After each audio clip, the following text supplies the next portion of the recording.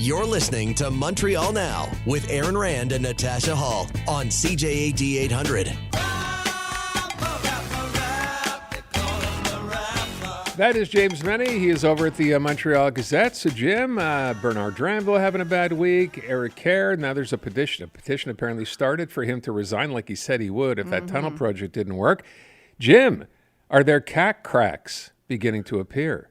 You know, I got to tell you guys, when you look at what happened, even to Bernard Dranville in the past 24 hours, I think he, in fact, is Eric Kerr, for those of you who are just joining us, folks, Eric Kerr campaigned not once but twice, saying if the third link to between Quebec City and Lévis is not completed, I will resign. Okay, and we learned this week that it's not going to happen at all. And he said, Monsieur Kerr, are you going to resign? And he said, no, I'm going to talk to my constituents and explain the situation to them.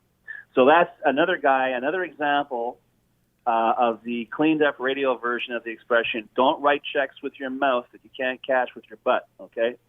Okay, so much for Monsieur Kerr. But Bernard Dranville, we discussed yesterday his tearful, emotional, and perhaps a little exhausted reaction to the killing of the Third Link project, apologizing to the people of his riding, of his region, okay? But then, and this happened while I think it happened actually when we were on air together yesterday. He's in question period. And he's being questioned by liberal education critic Mauro Rizki. And the topic here is about the rate of pay for lunchroom monitors. Okay? And he says, no, it's not my affair. It's the service centers that are responsible for that. I'm not going to get involved in that. And Madame Rizki, and it's great if you can see the video. You got to watch her face of the entire exchange. She goes, "Is the minister talking about responsibility on the same day as the mega flip flop?"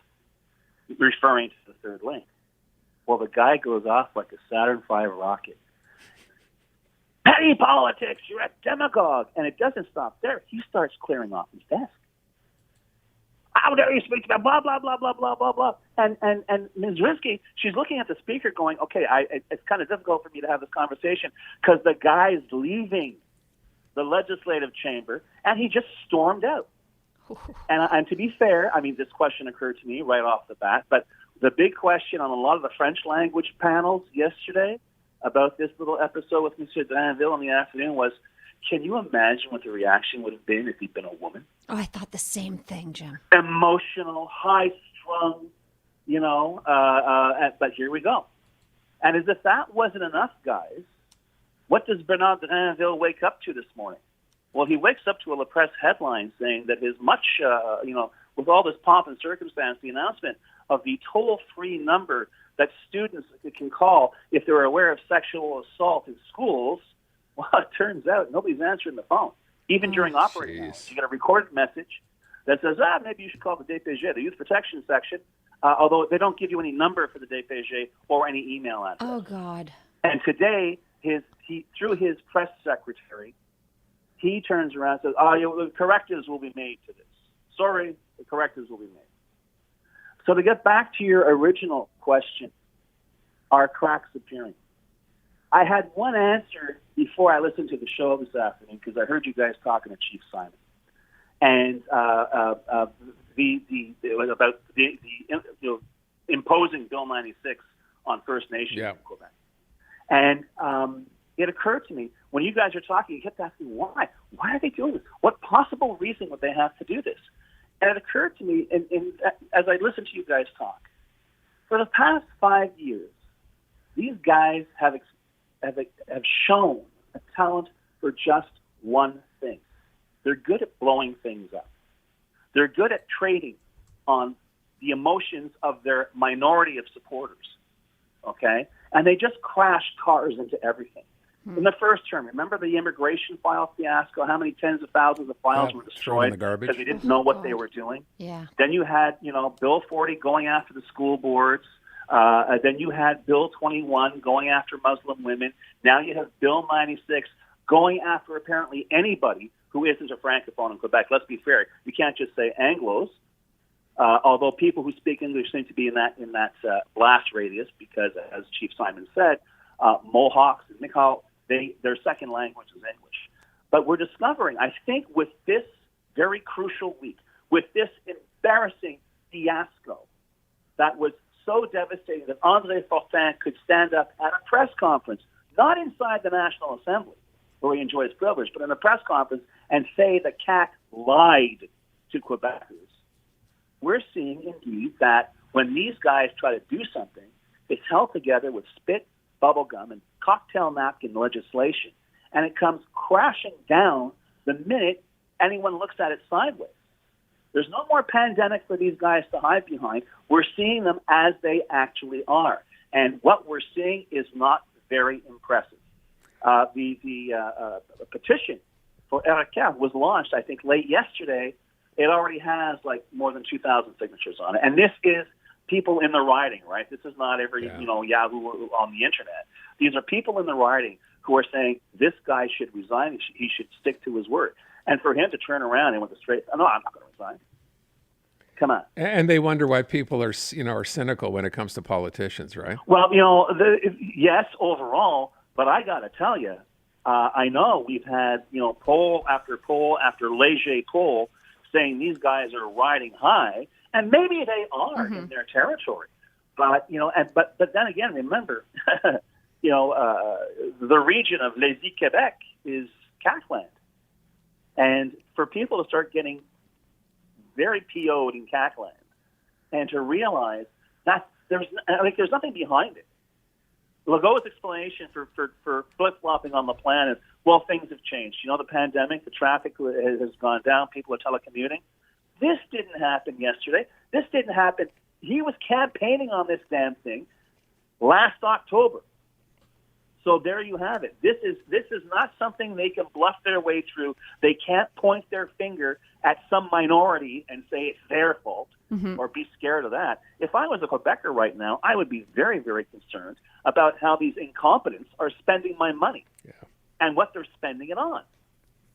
I really take issue with the fact, too, that he kind of cavalierly was saying, well, no, I'm not going to resign. I'll let the voters decide. And I'm thinking they already decided. They voted you in on that platform. Exactly. And you didn't deliver. Exactly. But this is also the mindset, and this is part of the geometry now, to a certain extent, of political journalism. They're in a scrum. They know the clock is ticking. They know that they have their press secretary standing behind them, that if the flack gets really, really hard, they'll go, oh, no more time, got to go to a meeting, bye. But this is the reality. Look, I've seen Dranville. I've seen Eric Kerr. What does the premier say, Jim? Has François Legault reacted to this at all? Have you heard or seen anything? In terms of what? In terms of the plan? Well, in terms of the tunnel thing not happening, or the whole telecommute. That was Legault. Things have changed. There's less traffic now. There was more traffic then, but there's nothing to justify the highway. And in October, it was the highway is essential. So who was talking through their hat, and when were they doing it? And since Janville stormed out in his fit, has there been any response? Has the premier made any comment on that? Because I haven't seen anything. No, radio silence. Yeah. I love your description, Jim. I think it's so true. We're beginning to see that now. The CAQ being good at taking things apart, but not very good at putting things back together. Yeah, so, but this is it. And but the stuff they're taking apart, it's like I'm sorry, it's like putting a Swiss watch in front of a chimpanzee. Yeah. It's like, I'm sorry, but that's the most apt description. And frankly, you get more of an explanation as to why things didn't work from the chimp, as far as I'm concerned. James Mennie. No. All that stuff, forget everything we said before. This is what we're saying now. And maybe they'll walk away, and maybe the weekend will cover it up, although I doubt it. And frankly, looking at the way the opposition has been reacting, I think they know now that it's not metaphorical blood swirling in the water. They've got something to hang on to, and they can keep repeating this ad nauseum in question period. And don't forget, we're talking about the Gazette, but let's be fair as well. François Legault is not noted for his exceptionally long emotional fuse. No. So if the pressure keeps up there, you may see some fireworks in the old Salon Bleu. Well. But quite frankly, this was long overdue, and I don't derive pleasure from another person's misfortune, But I do sort of nod approvingly when the scales of political justice, when the scales of logic, and quite frankly, when the scales of the facts finally and slowly start to even out. That's what we saw this week. And I think it's going to take more than Monaf Francois opening up his checkbook and sending me $400 to make that go away. James Mennie at the Montreal Gazette. Jim, you have a good weekend. You too, guys.